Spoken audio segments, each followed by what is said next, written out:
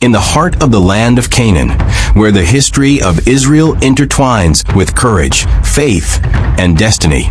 There is a young woman whose name resonates through generations, Dinah, the daughter of Jacob and Leah.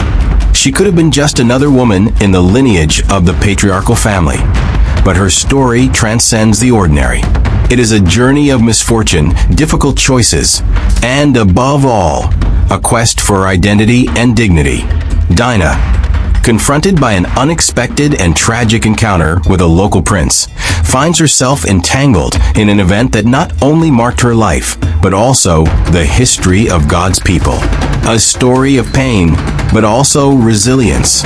What seemed like a mere incident becomes a battlefield for her honor and that of her family.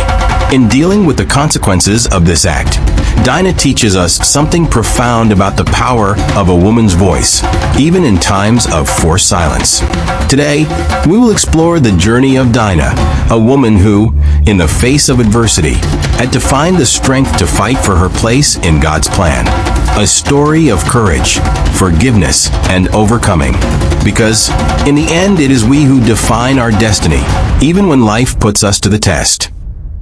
Dinah was the daughter of Jacob and Leah, the only girl among 12 brothers.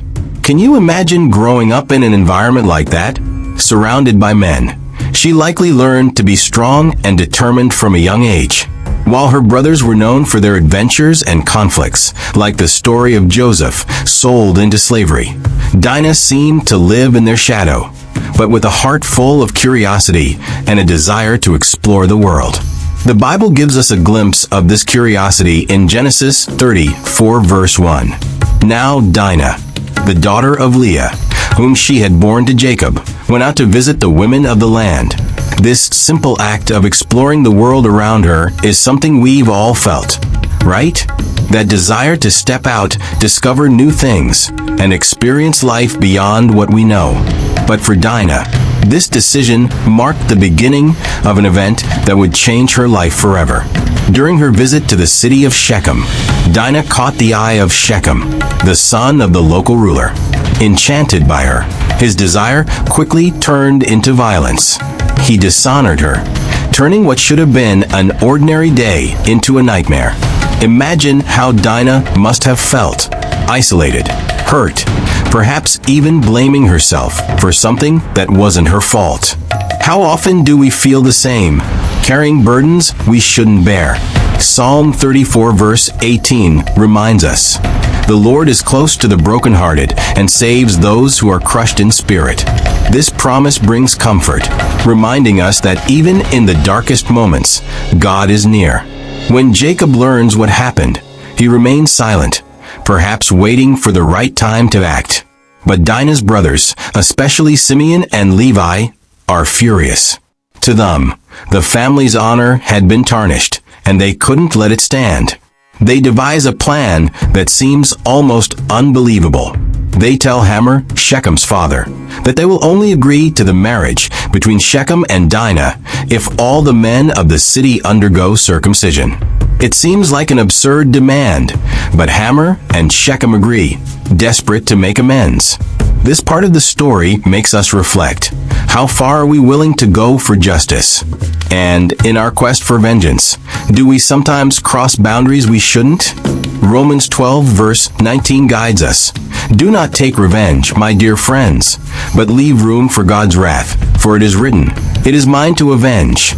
I will repay,' says the Lord." Simeon and Levi, however, were not willing to wait. 3 days after the circumcision, while the men of the city were still recovering, Simeon and Levi stormed in and killed all the males. It was an act of sheer vengeance and destruction. They rescued Dinah, but left behind a trail of blood and devastation. Jacob, upon hearing what his sons had done, couldn't hide his dismay.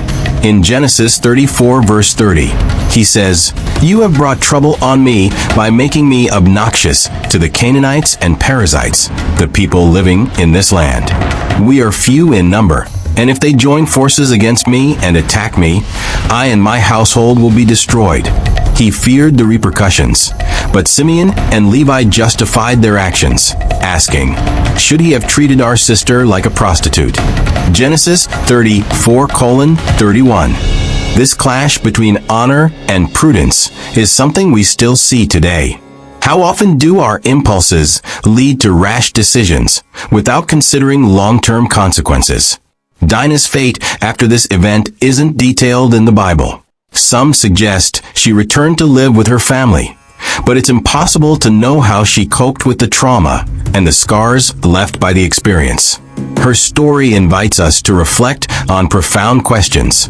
How do we handle injustice? To what extent is it right to seek reparation with our own hands?